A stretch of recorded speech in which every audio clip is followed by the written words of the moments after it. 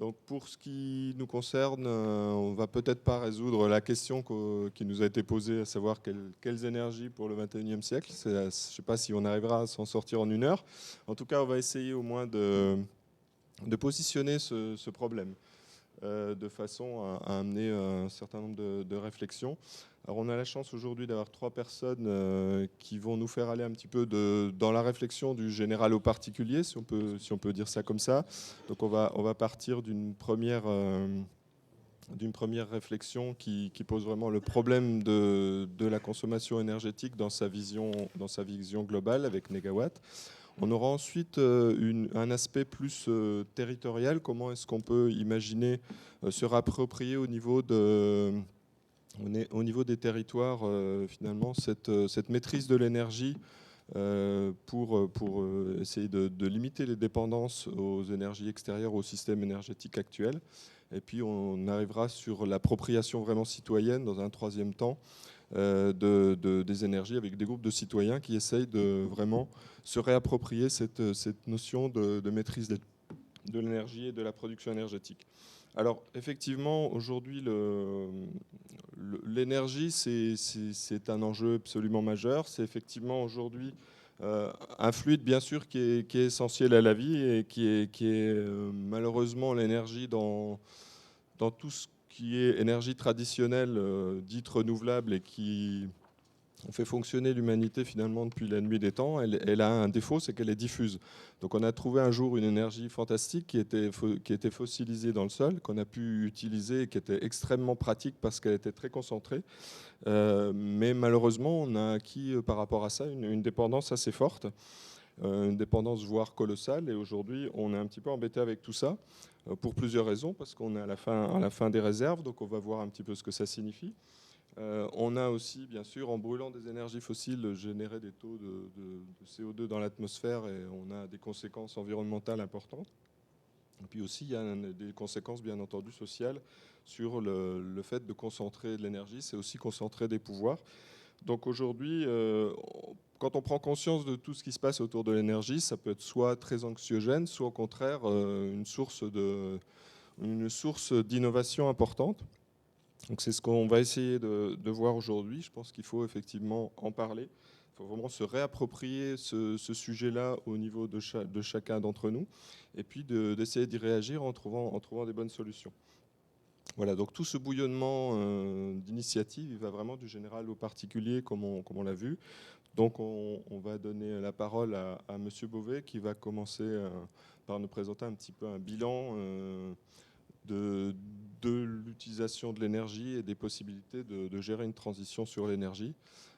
Donc l'Institut Négawatt, qui est à la fois une association et un institut qui travaille sur ces sujets-là depuis pas mal d'années. Donc M. Beauvais, c'est à vous. Merci. Merci. Mesdames, Messieurs, bonjour. Alors, il m'a été demandé de résumer le scénario Négawatt avec un focus sur l'entreprise en 10 minutes, un quart d'heure. C'est un exercice assez délicat et assez périlleux parce que le manifeste Négawatt est un ouvrage de 400 pages riche de multiples schémas, donc ce n'est pas tout à fait simple. Je vais essayer de faire au mieux et c'est aussi un petit peu difficile parce que si vous n'êtes pas ici, vous ne vous rendrez pas compte, on est ici dans un microclimat particulièrement chaud qui vous brûle le cou et j'ai oublié la crème solaire. Alors le contexte Négawatt, en fait, c'est véritablement de la nécessité d'une transition énergétique. Pourquoi ? Tout simplement parce que les questions énergétiques, géopolitiques et environnementales vont dominer le XXIe siècle et nous obliger à revoir notre mode de vie. Les raisons se fondent sur une analyse globale de la situation énergétique mondiale en ce début de XXIe siècle et autour de 3 grands enjeux, l'épuisement des ressources, les tensions géopolitiques et les nuisances environnementales. Au rythme actuel de consommation et compte tenu des réserves connues et trouvables, nous avons, et je résume et je simplifie un peu les chiffres à dessein, nous avons un siècle de ressources fossiles devant nous. Ce délai, même s'il peut même s'il peut paraître énorme à l'échelle individuelle, n'en est pas le moins ridiculement court au regard des enjeux. En effet, il va falloir changer nos systèmes de production et de consommation d'énergie pour nous adapter. Ces transformations seront forcément longues, car les bâtiments, les machines, les véhicules, les infrastructures sont conçus pour durer plusieurs décennies, parfois un siècle. Les quelques dizaines d'années de ressources que nous avons devant nous seront donc tout juste suffisantes pour opérer ces transformations lourdes qui devront, en plus et avant tout, vaincre l'inertie de nos mentalités. Ce scénario négawatt dont j'ai parlé, celui que vous avez ici, il s'agit de la 3e édition. Il y a eu auparavant 2 autres crus, le cru 2003 et le cru 2006. La version 2011 est la version la plus aboutie. J'ai amené 2 exemplaires avec moi, si quelqu'un est intéressé par la suite, à la fin de la présentation.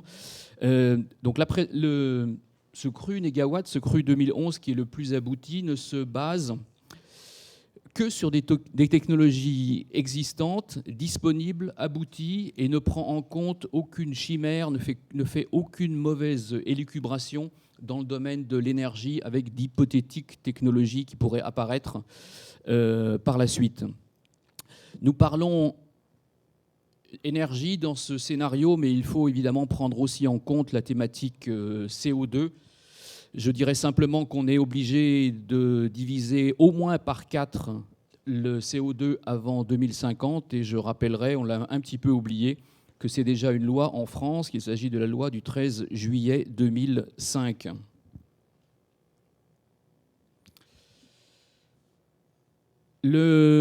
Donc le scénario négawatt est basé sur une trilogie, et c'est avec cette trilogie que l'on peut faire avancer les choses. Avant de rentrer un tout petit peu dans le détail sobriété, efficacité, énergie renouvelable, je rappelle que nous avons besoin de 3 formes d'énergie. Nous avons besoin de chaleur, de carburant pour nous déplacer et d'électricité, ce qu'on appelle aussi l'électricité spécifique, qu'on ne peut remplacer par rien d'autre. C'est par exemple l'électricité pour l'éclairage de cette salle, pour cet ordinateur et évidemment pour le micro. Donc chaleur, carburant et électricité spécifique. Et nous émettons tous, particuliers et entreprises, nous émettons tous du CO2 selon 4 grands axes qui sont le logement, qu'on peut appeler aussi bâtiment, les transports, les achats de tout type, que ce soit l'alimentation, les fournitures de bureaux, les textiles pour nous vêtir, et les déchets, logement, transport, achats et déchets. Alors le scénario négawatt se pose différentes questions et il les gradue il les range selon les 3 éléments que vous voyez ici devant vous: sobriété, efficacité, énergie renouvelable. C'est ce qu'on appelle la trilogie, qui est valable dans l'entreprise comme chez les particuliers.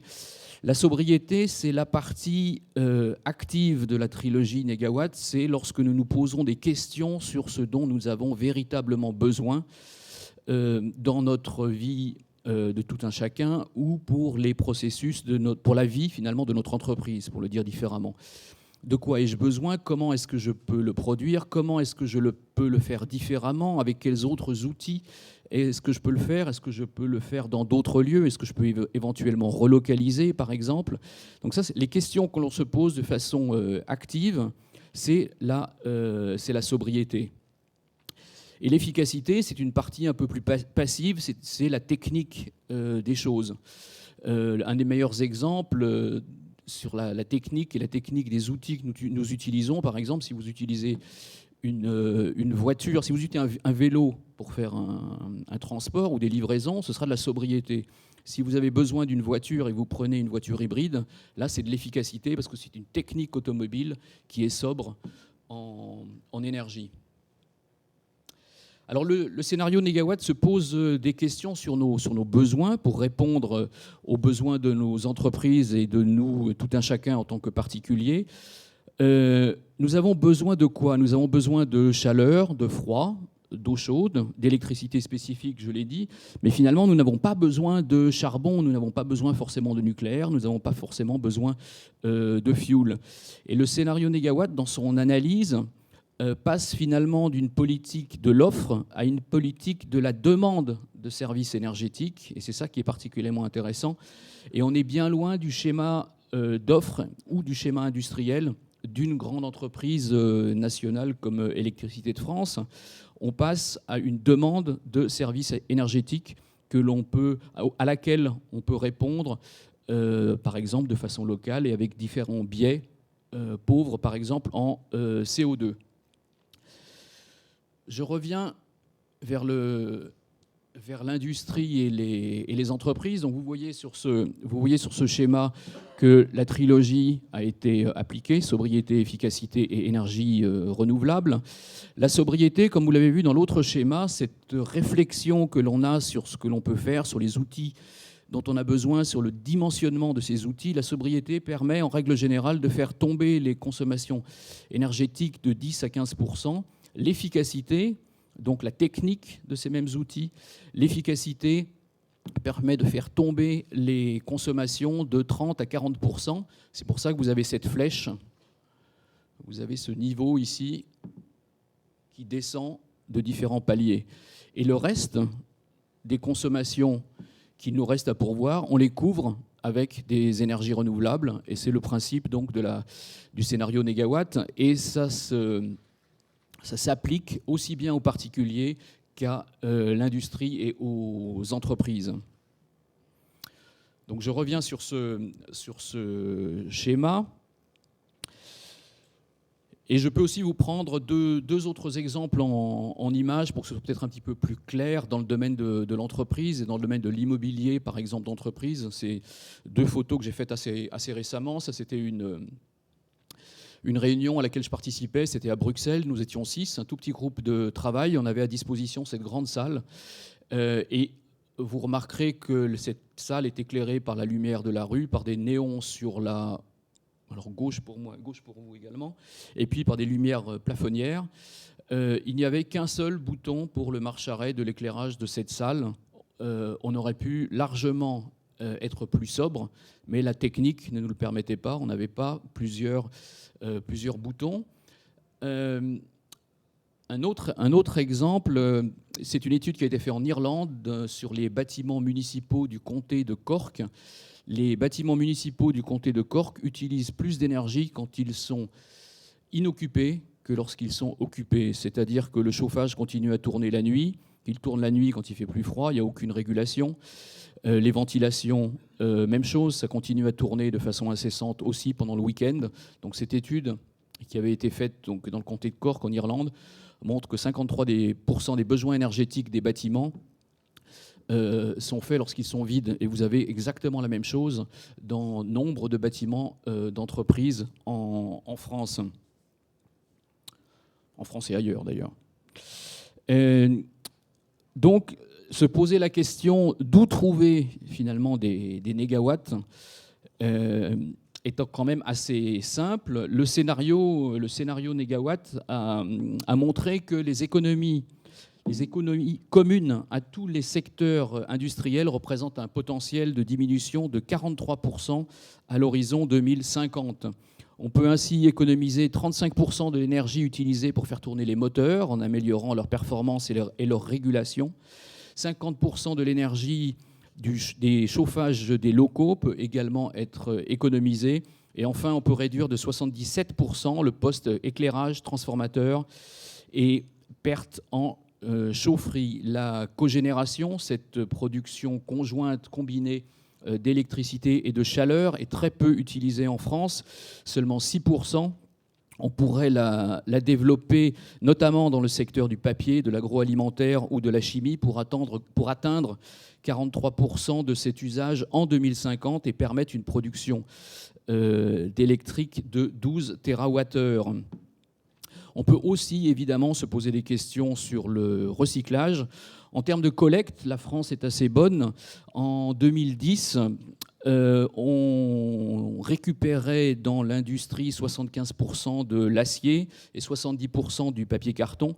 Mais malheureusement, une bonne partie de cette collecte est exportée et le taux de recyclage le recyclage, d'un coup, le taux de recyclage devient moins intéressant. Et adapter notre équipement industriel pour tirer profit de cette collecte relève, à notre sens, évidemment, de la bonne conduite la plus vertueuse. En effet, la fabrication des matières secondaires issues du recyclage concerne des process beaucoup moins gourmands en énergie que la production primaire. Il faut 4 fois moins d'énergie pour de l'acier recyclé, 2 fois moins pour le papier carton et 15 fois moins pour l'aluminium. Puisque nous parlons carton, plastique, le scénario négawatt permet aussi de se poser des questions. Est-il nécessaire d'engloutir 40% de la production des plastiques, 40% de la production des cartons et 60% de la production du verre pour faire des emballages perdus? Ne serait-il pas plus judicieux de limiter les suremballages et de revenir évidemment à la consigne du verre et des emballages? Je passe très rapidement sur cette image de la maîtrise de la demande d'électricité. Ce qui nous intéresse dans notre domaine du tertiaire ou des entreprises, c'est évidemment la colonne de droite. Je ne rentre pas trop dans les détails, je resterai simplement sur cette colonne bleue qui est là. Dans le domaine de l'informatique, des particuliers, mais aussi évidemment des entreprises, il y a un très gros effort que l'on peut faire dans le choix du matériel que l'on a. Simplement pour vous donner un chiffre, un petit ordinateur portable, comme vous les avez ici, ça consomme 10 fois moins que les gros ordinateurs lourds qui sont fixes sur une table. Il faut évidemment prendre l'habitude de fermer, de ne pas utiliser son matériel lorsqu'on n'est plus à son poste de travail, etc. etc. C'est un petit peu connu. Mais il y a aussi un autre poste qui est moins connu, c'est par exemple l'éclairage dans les entreprises. C'est la colonne verte que vous retrouvez ici. Regardez à quoi elle ressemble en 2050. C'est quand même assez important. Et comme je le disais tout à l'heure à propos du microclimat que j'ai dans le cou, cette salle en est un très bon exemple. Voilà. Donc juste encore en 2 minutes pour respecter le temps de parole qui m'a été imparti.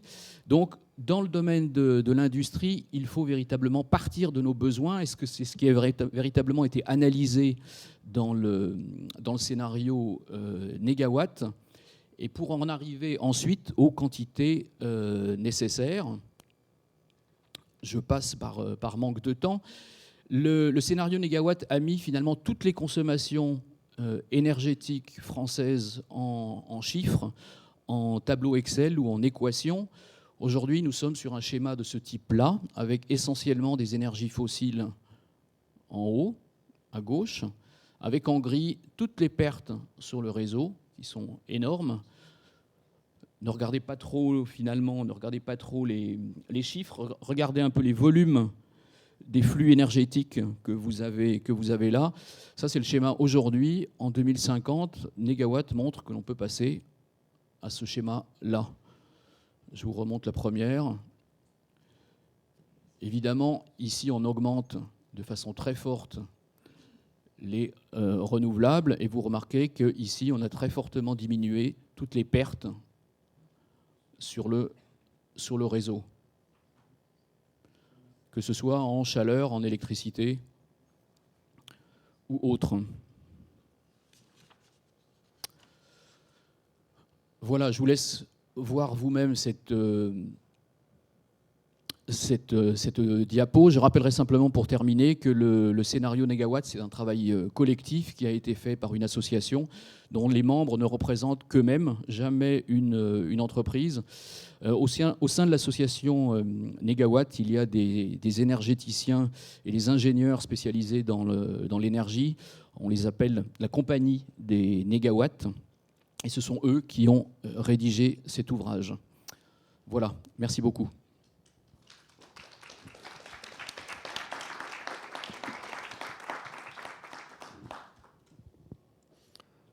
Ben, franchement, merci beaucoup pour ce gros effort de synthèse. Je pense qu'effectivement, vu la passion que vous avez pour le sujet, je pense que vous pourriez en raconter beaucoup d'autres choses. Donc, c'est effectivement le but, c'est bien de pouvoir prolonger après la discussion. Donc maintenant, je voudrais accueillir Madame Waltzer de la société Endura. Donc je crois que vous êtes une société franco-allemande maintenant, c'est ça?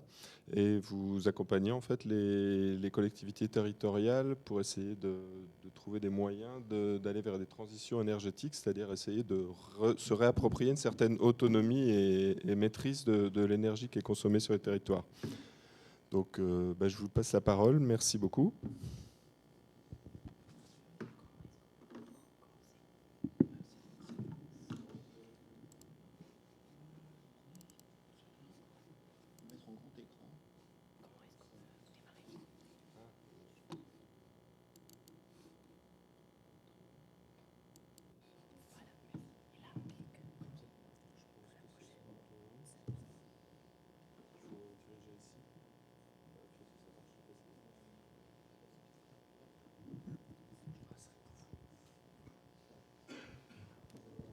Bonjour à toutes et à tous. J'espère que vous allez aimer la prochaine présentation. Elle se traduit très bien et elle se relie très bien avec la prochaine. Monsieur Beauvais qui a parlé de l'approche négawatt, comment est-ce qu'on peut bien économiser et couvrir le reste du besoin en énergie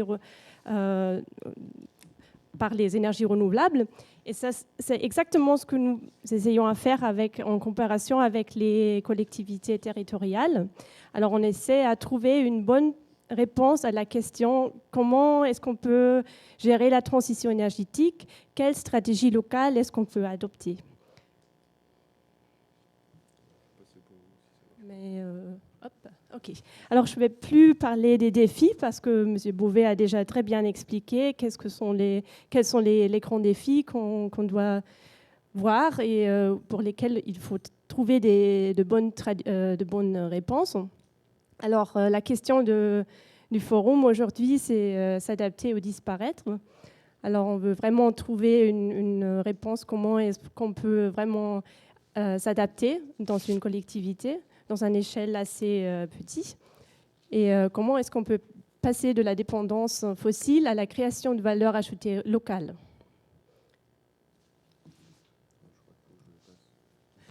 Voilà. Alors, comment est-ce qu'on peut trouver la bonne stratégie? Je vais vous donner quelques exemples. Par exemple, de la collectivité d'Ephausen.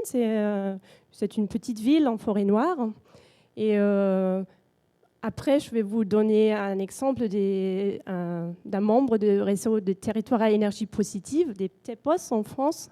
Et je vais terminer avec un exemple d'une communauté de communes en Nord-Pas-de-Calais, c'est la CC de Fruges. Tous ces exemples basent sur le même principe qu'au début, une collectivité devrait trouver des objectifs qui sont les bons objectifs pour eux, qui ne sont pas les mêmes objectifs, par exemple, qu'a trouvé la collectivité voisine. Et puis après, il faut bien analyser le potentiel en énergie renouvelable qu'on a pour bien comprendre quel est le paysage énergétique de chez nous. Et après, il faut travailler sur les propositions de projets concrètes pour bien avancer. Et après, il faut vraiment réaliser des projets concrets. Alors, on commence avec l'exemple d'Ephausen. J'ai déjà dit, c'est une petite collectivité au nord de la Forêt-Noire, entre 4 000 et 5 000 habitants, avec une superficie de 24 km². Et encore en 2010, il y avait quelques projets isolés, mais il n'y avait à l'époque aucune stratégie globale énergétique. Puis en 2011, le conseil municipal a commencé de travailler sur une charte. Ils ont vraiment travaillé dur. Et alors, ils ont fixé des objectifs assez concrets dans cette charte. Les objectifs sont de réduire les gaz à effet de serre de 20% d'ici 2025 et de voir s'ils peuvent valoriser les ressources locales et comment est-ce qu'on peut intégrer les énergies renouvelables dans les bâtiments publics. Alors, une fois qu'on a des objectifs, C'est déjà une étape très importante, mais après, il faut trouver une stratégie pour réaliser les objectifs. Alors, la stratégie à Eberhausen, c'était premièrement, de faire une analyse du potentiel en énergie renouvelable locale, et puis après, de participer au label European Energy Award. Et en France, c'est le label Citergy. C'est la même chose. OK. Avec cette stratégie, on peut bien définir un plan d'action. Alors, la première étape du plan d'action, c'était la collecte des données. Alors, il faut bien faire un état des lieux au début. Alors, ils ont fait un bilan CO2, ils ont calculé leur consommation énergétique, ils ont fait un diagnostic des actions isolées qu'ils ont déjà fait.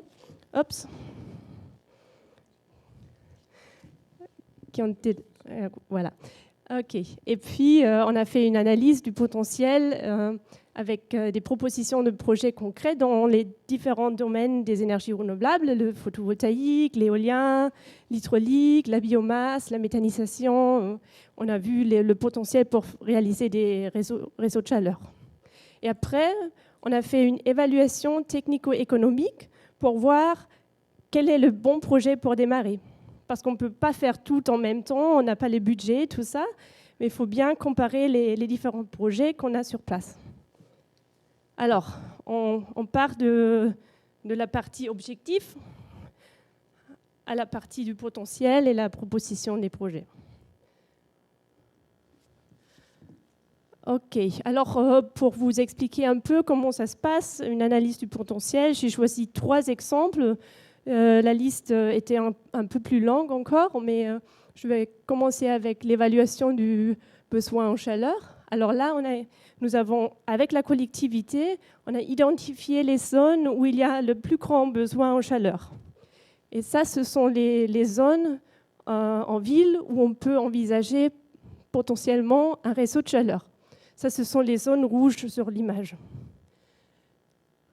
Un autre exemple, c'était l'évaluation du potentiel de méthanisation. Alors là, on a bien défini et identifié la superficie agricole et la prairie valorisable pour monter un projet de méthanisation. Alors là, on passe du potentiel théorique au potentiel technique et après au potentiel économique.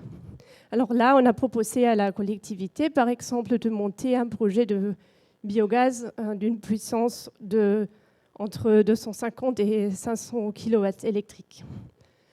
Troisième exemple, c'est le potentiel en énergie solaire. Là, on a évalué les données existantes d'un cadastre de photovoltaïque qui existait déjà. On a évalué les photos aériennes. Là, vous voyez les toitures, les différentes orientations de toitures. Et après, on a catégorisé les toitures. Et on a proposé à la collectivité de faire une initiative 500 toitures bleues. Alors là, la collectivité ne va pas investir dans les projets photovoltaïques, mais elle va faire une campagne pour sensibiliser les citoyens et les entreprises de bien faire un projet photovoltaïque.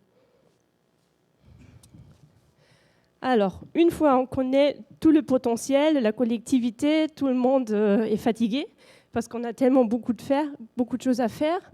Alors, ce qui est important, c'est la phase de synthèse, de compilation et évaluation des projets proposés. Alors, vous voyez la liste des projets qu'on a proposés pour la collectivité. On a comparé les investissements, on a comparé la production en énergie qu'on peut faire avec le projet par an.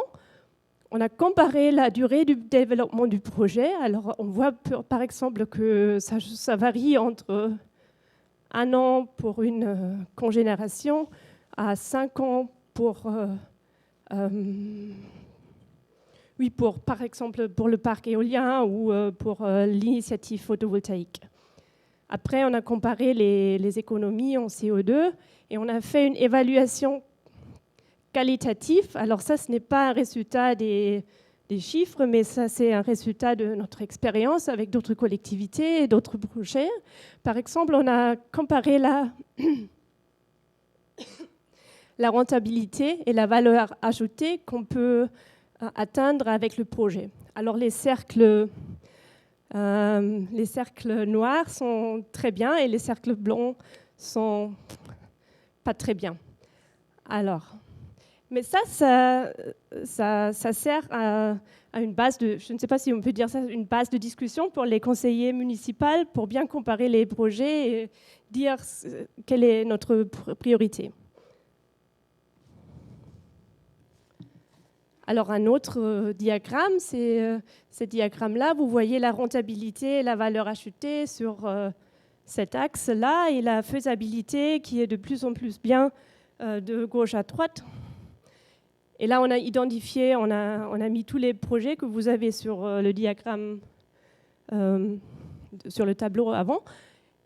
Et on a bien identifié une zone avec des projets qui sont très intéressants par rapport à la valeur ajoutée et à la faisabilité. Alors, on voit que les projets de réseau de chaleur, par exemple, avec la chaleur de la centrale de méthanisation, peuvent être faits sans trop de problèmes. Par contre, on voit, par exemple, le projet éolien. Là, on peut économiser beaucoup d'émissions avec. C'est assez faisable, mais à Ephausen, le projet éolien n'est pas du tout rentable parce que ce n'est pas assez élevé. Il n'y a pas assez de vent. Alors, on ne va pas opter pour l'instant pour l'énergie éolienne, mais plutôt pour les projets de réseau de chaleur fournis par la biomasse ou la chaleur de la méthanisation. Et c'est exactement ce qu'on fait maintenant. L'analyse du potentiel a été terminée, mais on voulait démarrer, on voulait vraiment arriver à une exploitation concrète d'un projet. Et maintenant, nous sommes en train de développer un réseau de chaleur à Rotfelden, au quartier Rotfelden d'Ephausen.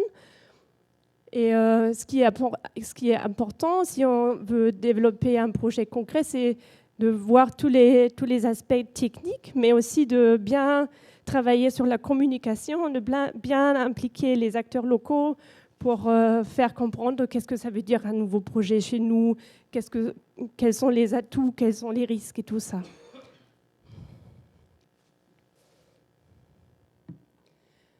Ok, la deuxième démarche, c'était la candidature pour le label Citergy. Alors, la démarche de label Citergy à Ephausen, ça veut dire la mise en place d'un processus de management de la qualité, de la politique énergétique et climatique, et la mise en place d'un groupe de travail, ça s'appelle le Energy Team. Et là, il y a des citoyens et le maire qui font partie du groupe de travail. Et la collectivité doit mettre en avant un catalogue de mesures dans 6 différents domaines de la politique énergétique et climatique, et ils doivent organiser régulièrement des ateliers de travail. Et le résultat est évalué par un conseiller indépendant. Hop.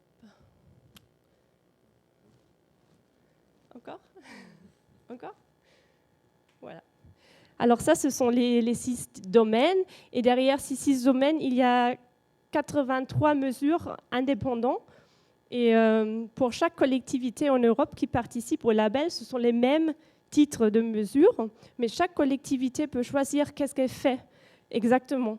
Et le conseiller constate, après le processus de labellisation, combien de cette mesure a été déjà fait, ce sont les colonnes bleues, et quel est encore l'objectif à atteindre dans les 3 années à venir. Et après chaque année, le conseiller revient pour faire un rapport, et si la collectivité atteint les objectifs, c'est bon, elle peut continuer à avoir le label, mais sinon elle perd le label. Mais ça, c'est une mesure importante pour la collectivité, pour la communication de son politique énergétique. Voilà, vous trouvez tous les détails sur la labellisation. Ici, j'ai aussi imprimé la présentation, si vous voulez la prendre. Elle est là. Je ne vais pas rentrer dans les détails, Mais en tout cas, Endura accompagne les collectivités en Allemagne et prochainement aussi en France, parce qu'en France, il y a le nombre de collectivités qui participent aussi au label Citergy est encore assez petit. Alors, quelques mots pour le réseau des territoires à énergie positive.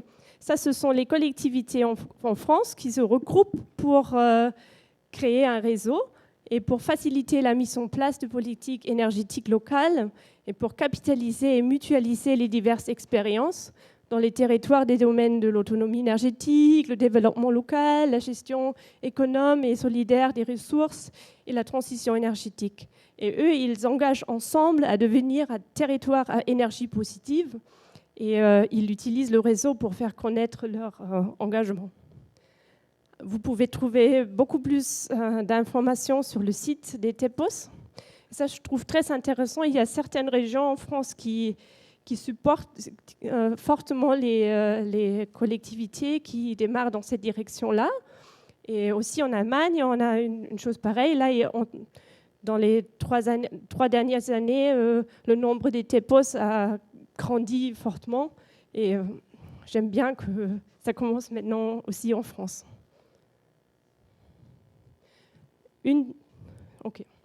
Une des collectivités qui est très active dans le réseau, c'est la communauté de communes du Menet en Bretagne.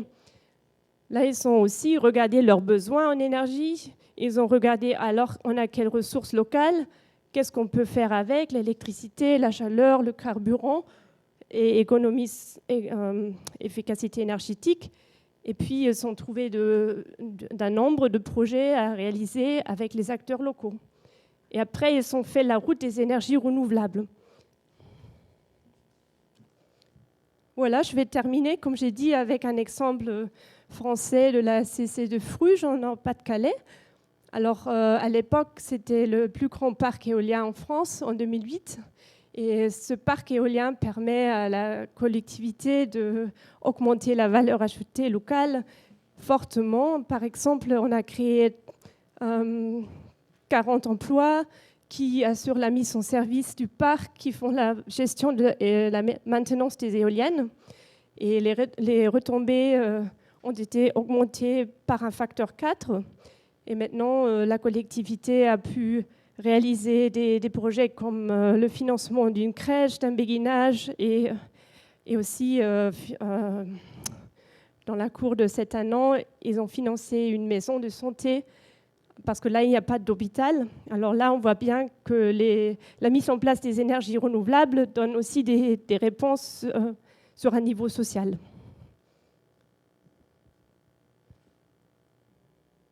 Voilà, je veux vous remercier pour votre attention. Merci.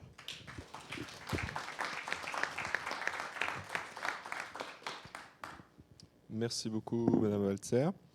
Donc, je pense qu'on va accueillir maintenant quelques personnes qui font partie d'une coopérative énergétique citoyenne donc sur la région de Kehl. Donc, je voulais excuser Madame Strobel qui devait faire cette présentation et qui n'a pas pu nous rejoindre puisqu'elle est souffrante. Donc, ce sont des personnes de l'association, enfin de la coopérative, qui sont venues la représenter et qui vont témoigner sur le projet de Kehl, je crois. Voilà. Donc là, nous accueillons aussi une personne qui va traduire, puisque ce sont des personnes de Kehl. Donc la traduction va être assurée par vous-même. Donc merci beaucoup pour cette traduction. Je vous donne la parole.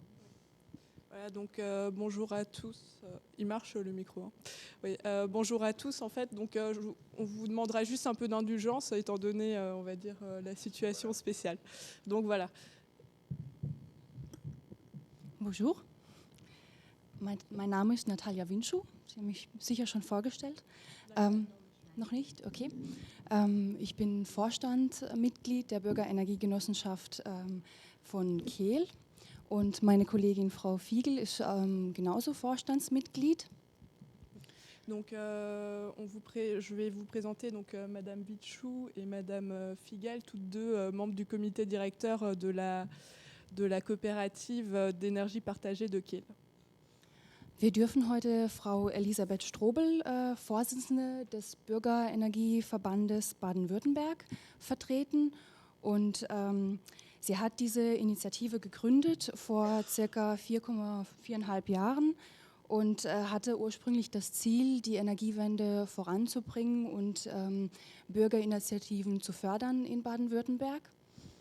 Donc, elle remplace Madame Strobel, donc, qui était la présidente de l'association des coopératives citoyennes de production d'énergie du Bade-Württemberg. Et donc, cette initiative a été initiée il y a environ 4 ans et demi. Et donc, l'objectif de cette initiative était la mutualisation d'implications et de capitaux citoyens afin d'augmenter la production d'énergie renouvelable. Die Bürgergenossenschaft ist eine der sichersten Rechtsformen in Deutschland und die Mitglieder sind das Gerüst und hier anhand von einem Haus dargestellt von so einer Genossenschaft. Dort können Mitglieder, Kommunen, Unternehmen, Bürger, Vereine und Unternehmen werden. Donc ici, la forme juridique choisie est celle de la coopérative. Donc on va dire que la base de la coopérative, c'est ses membres, donc les coopérateurs. Et voilà, à peu près en résumé. Der Sinn der Bürgergenossenschaft ist, die Energiewende voranzutreiben und den Klimaschutz voranzutreiben. Und dort können Mitglieder mit quasi 100 € Anteile zeichnen an der Bürgergenossenschaft und Mitglied werden und damit in regenerative Projekte investieren. Regenerative Projekte können Biogasanlagen, Wasserkraftanlagen oder Photovoltaik, habe ich glaube ich schon gesagt, und Windanlagen sein. Also alle möglichen Projekte können umgesetzt werden. Donc en fait, ce qu'il faut aussi dire sur la coopérative, en fait, c'est que la spécificité de la coopérative, c'est qu'une personne égale une voix. Voilà, donc ça c'est quand même, on va dire, le fondement de la coopérative. Et donc les objectifs en fait de ces coopératives, c'est la réalisation de projets dans le domaine des énergies renouvelables, donc ce qui paraît logique. C'est de contribuer à la lutte contre le réchauffement climatique à l'échelle locale et régionale. Et donc c'est un investissement dans un projet local et on peut participer à partir, une part sociale, c'est 100 €. Donc à partir de 100 €, vous pouvez être membre d'une coopérative. Et donc, on peut réaliser des projets dans tous les domaines des énergies renouvelables, que ce soit l'hydraulique, l'éolien, le solaire ou encore la biomasse. Donc, tous les projets qui seraient réalisables dans une région. Jedes Mitglied, egal wie viel Gelder investiert wurden, hat eine Stimme. Also ob ich jetzt 100 € gezeichnet habe oder 5.000 €. Ich habe als Demokratieunternehmen oder als demokratisches Mitglied habe ich genauso eine Stimme wie jemand, der mehrere Anteile gezeichnet hat. Ich gehe gerade weiter. Ouais, okay. Donc, comme je l'ai déjà dit, en fait, donc, une personne égale une voix, donc peu importe la part de capital détenue, dans le capital détenu. Donc, on va dire que c'est une gestion démocratique. Voilà. Die Bürgergenossenschaft hat 3 Organe. Einmal die Generalversammlung, das ist das oberste Organ und die Generalversammlung ist im Grunde ein Treffen aller Mitglieder. Die Mitglieder können dort über die Vorgehensweise, über Projekte und über das gemeinsame wirtschaftliche Bestehen des Unternehmens gemeinsam entscheiden. In der Generalversammlung wird auch der Aufsichtsrat gewählt und der Aufsichtsrat muss mindestens 3 Personen beinhalten und aus 3 Personen bestehen. Und der Aufsichtsrat bestellt wiederum den Vorstand und der Vorstand ist das operative Organ der Bürgergenossenschaft und vertritt die Bürgergenossenschaft mit den Interessen nach außen. Donc, une coopérative citoyenne est composée de 3 organes. Donc, le premier organe, on va dire, c'est l'organe suprême, donc c'est l'Assemblée générale, donc qui est formée de l'ensemble des associés, des coopérateurs. Donc, ensuite, cette Assemblée générale élit le conseil de surveillance. Donc le conseil de surveillance, c'est, on va dire, l'organe de surveillance du comité directeur. Donc, donc le comité directeur est lui désigné par le conseil de surveillance. Donc le comité directeur a vraiment un rôle opérationnel. Zu der nächsten Folie wird meine Kollegin was sagen. Sie sagt jetzt einige Worte zu unserer Gründung, die im Juli 2012 erfolgt. Alors bonjour. Ça marche, ok. Je peux vous parler de notre coopération citoyenne. Alors c'est fondé le 9 juillet 2012. On a 150 membres à cette soirée. On a à peu près créé 240 000 euros. On a déjà mis sur la route ou réalisé 3 photovoltaïques sur deux toits des écoles ou des halls de sport. Alors, on a réalisé une école et une halle de sport à Kehl-Leudesheim, si vous voulez visiter. Et la halle de sport à côté d'école de Kehl-Bodersweier. C'est pas loin d'ici. Donc, ça marche très bien. Les premiers 2 photovoltaïques sont réalisés le 28 septembre. Alors, c'était déjà très rapidement réalisé. Et la deuxième, le 30 octobre. Donc, ça marche très bien. Et on a des autres idées pour réaliser des autres projets. On a aussi dans la tête de réaliser des centrales hydrauliques ou des éoliennes.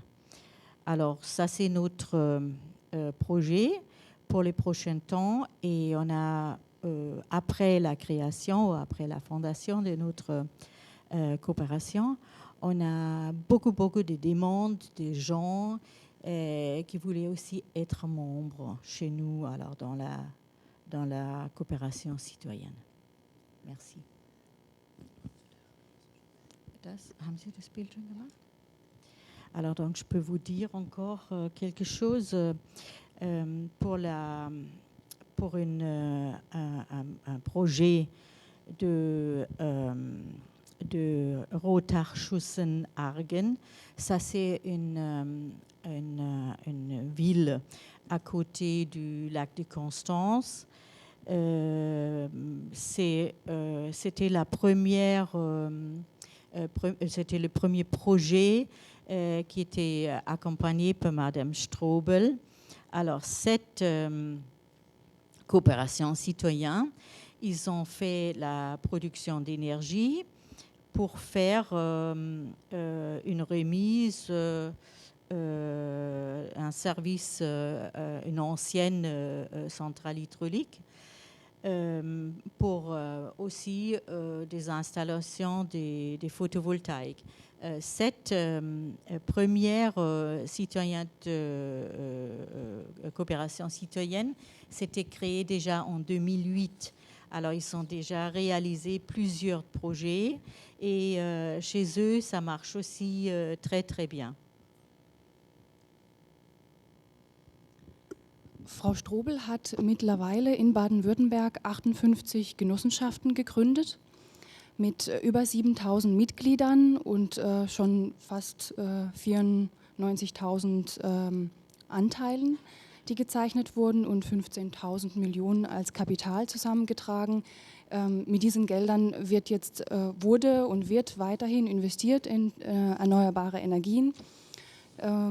Und dieser Verband, wo die Frau Strobel die Vorsitzende ist, ist letztendlich ein Zusammenschluss aller Genossenschaften, die den Austausch von Erfahrungen ermöglichen. Donc, l'association des coopératives citoyennes de production d'énergie du Bade-Wurtemberg a donc déjà à son actif la création de 58 coopératives, dont avec 7035 sociétaires, environ 94 000 parts détenues et pour un capital de 15,2 millions. Donc, comme cela a déjà été dit, donc, Madame Strobel a donc, on va dire, déjà depuis 2009 a donc créé déjà beaucoup de choses. Enfin, voilà, ça s'est beaucoup développé. Donc, tout cet argent va pouvoir être réinvesti par la suite. Merci. Oui, merci. Merci.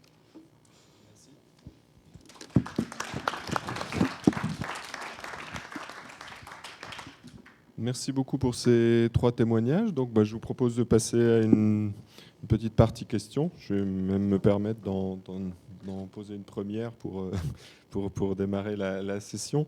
Moi, ça m'a beaucoup intéressé. Donc, effectivement, il y a toute cette réflexion très en amont et puis jusqu'au concret sur le terrain. Donc, ça, c'est vraiment une démarche qui est... Enfin, les 3 témoignages étaient très complémentaires de ce point de vue-là. J'ai trouvé ça très intéressant. Je voulais vous poser à tous...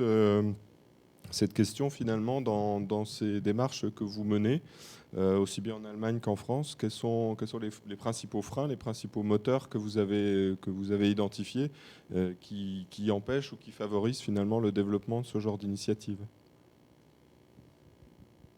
Alors, comme je le pose à tout le monde, personne ne veut prendre la parole en premier. C'est une question un peu vague, peut-être. Alors, je commence.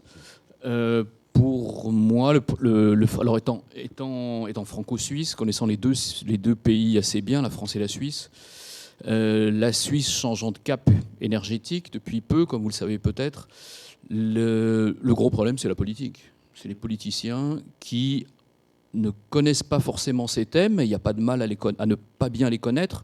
On demande beaucoup aux politiques dans tous les domaines. Ils ne sont pas censés forcément connaître tous les domaines. Mais lorsqu'ils s'informent sur ces thématiques énergétiques, ils ont tendance à s'informer, je vais le dire de façon neutre et très polie, un peu à l'ancienne, auprès des façons classiques que l'on a de produire de l'énergie. Surtout en France, la France qui est un pays centralisé. Les pays qui changent de cap énergétiquement sont des pays décentralisés et des pays fédéraux, la France, la Suisse notamment.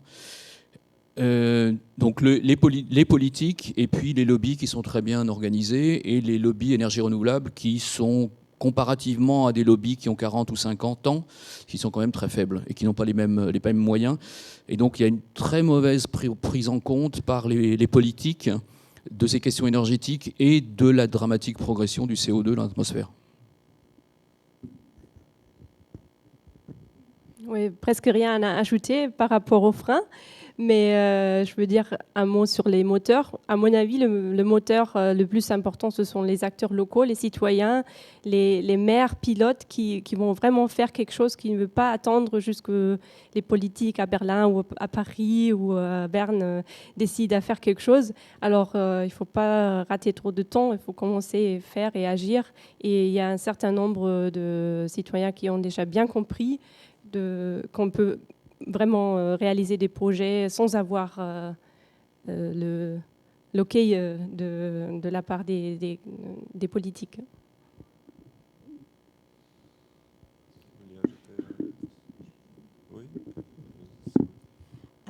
Je peux vous proposer juste un exemple ou de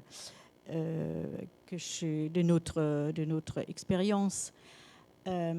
Si vous pouvez mobiliser les gens pour se réunir comme ça et vous donner votre propre capital dedans, ça fait naturellement une autre rentabilité, même l'argent, ça se réduit un peu pour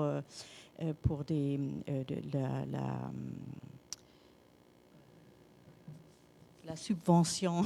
Pardon, la subvention de kilowatts. Finalement, chacun, il y a une bonne rentabilité de son propre capital parce que avec une coopérative comme ça, on a une certaine somme rapidement et on peut réaliser des projets qui sont mieux payés que vous avez votre argent sur la banque. Ça, c'est aussi un atout pour une coopération.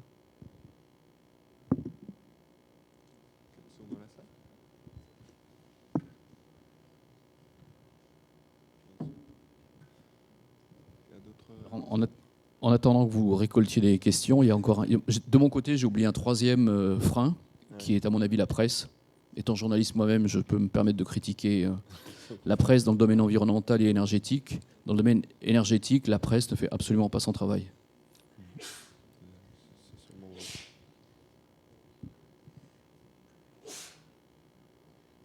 Non, vous êtes vraiment timide à ce point? Voilà. La difficulté, c'est de se lancer.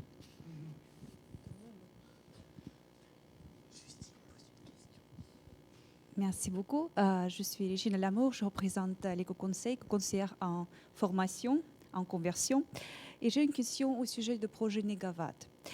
Alors, le projet aborde les questions qui sont très orientées vers les objectifs de la France, bien évidemment, et qui sont très proches dans l'Union européenne dans son ensemble. Est-ce que le projet aussi est exposé présenté dans d'autres pays, des pays en développement, pays émergents? Si oui, quelles sont les réactions? Sinon, quels sont les potentiels possibles?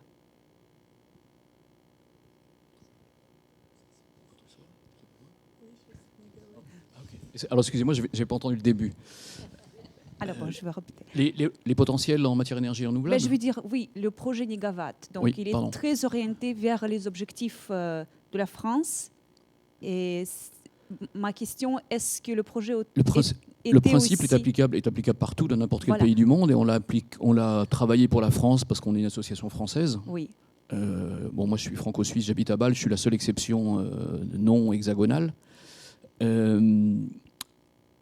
Mais le principe de cette trilogie sobriété, efficacité, énergie renouvelable est applicable absolument partout, à quelques très très rares exceptions près et un peu complexes. De certains pays en Amérique du Sud, tous les pays du monde peuvent fonctionner 100% aux énergies renouvelables. Évidemment en réduisant ou en réfléchissant à leurs besoins, à ce à quoi ils ont besoin. Si vous allez sur le site isusi.de, ISUSI, Institute for Sustainable Solutions and Innovations.de, qui est c'est un bureau d'études à Aix-la-Chapelle en Allemagne. Vous allez voir différents types de scénarios 100% énergie renouvelable pour différents pays. C'est donc la Bavière, la Catalogne, évidemment l'Allemagne, le Japon. Le Japon, c'était une étude qui avait été faite, je crois, en 1994, si je ne me trompe pas. Le Japon peut, en réfléchissant évidemment à ses besoins, fonctionner sans problème, 100% énergie renouvelable, avec le niveau industriel qu'il a aujourd'hui. Avec le niveau d'industrialisation qu'il a aujourd'hui, l'étude a été faite sans remettre en cause, sans parti pris sur est-ce qu'il est bien ou mauvais qu'ils aient un tel niveau d'industrialisation. L'industrie japonaise fonctionne de cette façon-là, on la prend de cette façon-là dans l'étude, et ça peut fonctionner. Donc sur le net, vous trouverez ça. Et puis il y a aussi, je crois, différents pays du tiers-monde. Et bon, les pays du tiers-monde, c'est assez simple, puisqu'on a des besoins en général très faibles. Mais le principe Négawatt s'applique en fait n'importe où. Est-ce que vous avez eu déjà des réactions, c'est-à-dire que le projet a été proposé dans d'autres pays? Quelles sont les réactions? Quelles sont des réflexions? Non, alors le problème des associations, c'est qu'en général, on est petit, peu nombreux, surchargés de travail, donc on se concentre seulement sur la France. D'accord, merci. Et le mieux est de travailler sur ce qu'on sait à peu près faire.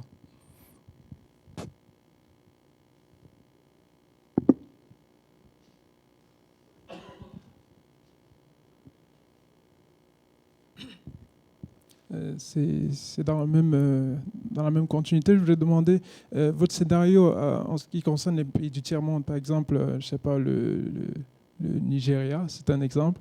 Enfin, il ne s'agit pas seulement de la demande qu'il faut prendre en considération, puisque vous avez dit que c'est facile parce que la demande est faible. Mais je pense, enfin, je ne sais pas si vous prenez en compte aussi, enfin, maintenant, au niveau de la consommation d'énergie, quand on parle d'efficacité énergétique, c'est un grand problème à ce niveau-là. Et comment est-ce qu'on réussit à prendre ça en considération, sachant qu'on n'a pas comme en Europe ou dans les pays développés la facilité, des statistiques, de connaître bien les technologies, alors que dans ces pays-là, ce n'est pas toujours le cas. Enfin, est-ce que vous arrivez vraiment, dans le scénario, à prendre en compte tous ces paramètres, sachant que dans certains pays en Afrique, on consomme encore du bois et ces choses-là pour produire de l'énergie ou pour se réchauffer, par exemple. Est-ce que le scénario prend en compte toutes ces choses, ces paramètres qui sont spécifiques au tiers-monde, par exemple? Oui, et en fait, ce qui est très intéressant, alors le scénario, les négawatts reste, donc, comme j'ai dit tout à l'heure à Madame, reste concentré donc, sur le schéma français. Mais c'est ce qui est très important dans les thématiques énergétiques, et c'est ce que vous avez ici, en fait, avec aussi ces exemples très locaux, c'est le lien très important entre énergie et territoire. Chaque territoire a ses potentiels. Il est plus ou moins vanté, il a plus ou moins de potentiel hydraulique, plus ou moins de potentiel solaire. Ça va produire plus ou moins telle ou telle quantité que l'on peut stocker ou pas. Il y a des énergies de flux que l'on consommera au fil de leur production, au fil de la journée. Il y a d'autres choses qu'on pourra stocker. Et c'est ça finalement qu'il faut prendre en compte. C'est ce qu'il existe dans chaque pays.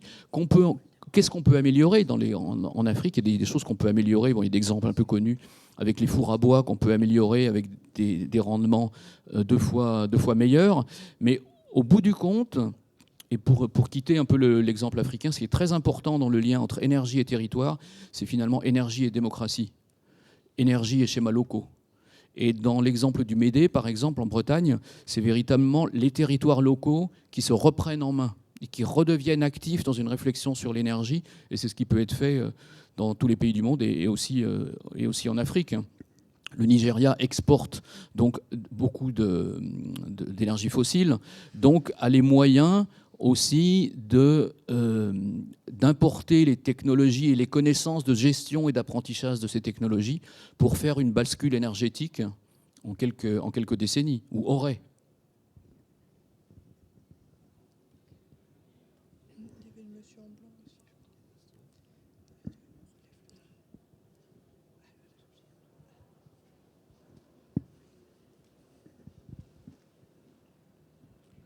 Merci.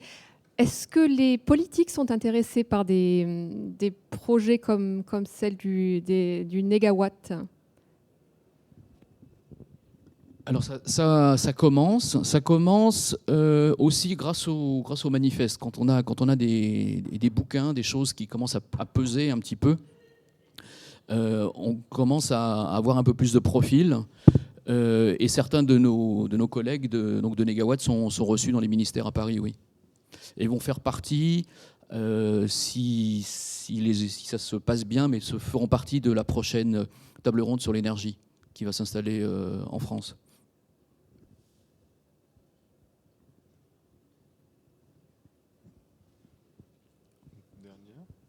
Une dernière question? Non?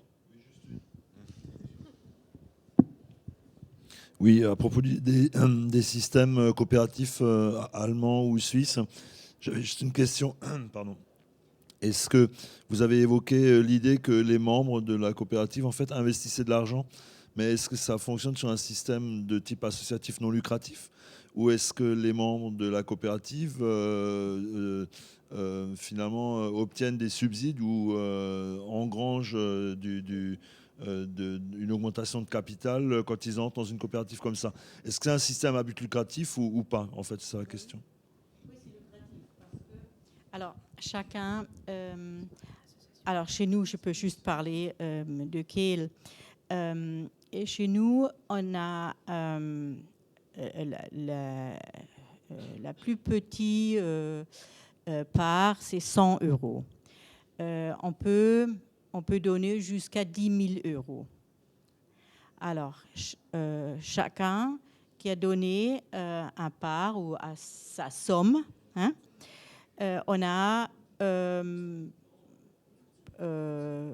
compté à peu près, on a une rentabilité de 5%.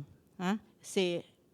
Pour l'instant, c'est très, très prudent compter parce qu'on n'a pas encore les chiffres, les détails, parce que c'est très, très jeune.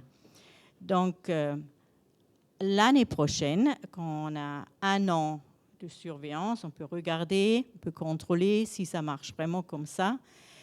Nous, on a calculé un peu plus de 5%. Notre calculation est plus haut, mais on a aussi des frais. Alors, il faut faire aussi des frais pour garder un peu à côté, pour des détails qui arrivent. Mais, grosso modo, on a 5% à donner à chacun. 5% sur sa somme. Je crois que c'est votre question? OK.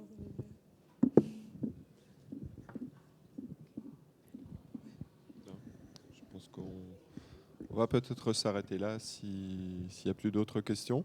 Et puis bon, on peut bien sûr continuer la discussion à l'extérieur. Donc je vous demande d'applaudir nos intervenants une dernière fois. Et puis merci d'avoir été là. Merci beaucoup à vous.